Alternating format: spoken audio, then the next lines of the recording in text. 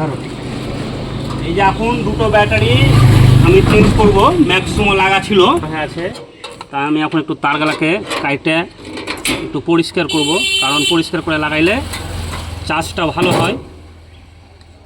ভালো হয়, সেই কারণে আমি তারগুলোকে কাইটে এরকমভাবে চকচকে তার বাহির করার পরে তখন ব্যাটারিতে লাগাবো।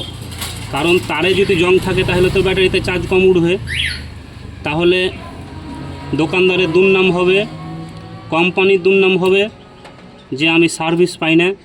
ওই নাটের পাই গেলে আছে,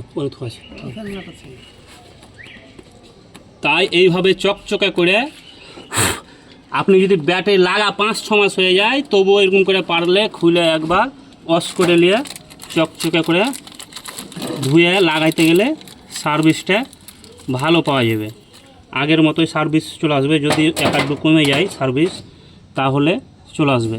এইভাবে প্রথমত একটা ওয়াশার দিয়ে নেবেন, ওয়াশার দেওয়ার পরে তারটা হালকা পাকিয়ে নেবেন, পাকিয়ে নেওয়ার পরে তলে একটা ওয়াশার দিয়ে তারটাকে অ্যাডজাস্টিং করে আফের একটু পাক দিয়ে নিতে হবে যাতে তারটা ছিটে না যায়।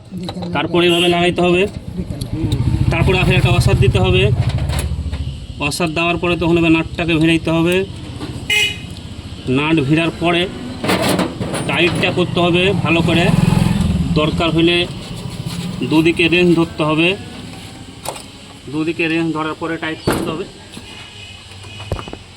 দুটিকে রেঞ্জ ধরার পরে টাইট দিতে হবে, না হলে বাই চান্স পোলের ক্ষতি হতে পারে।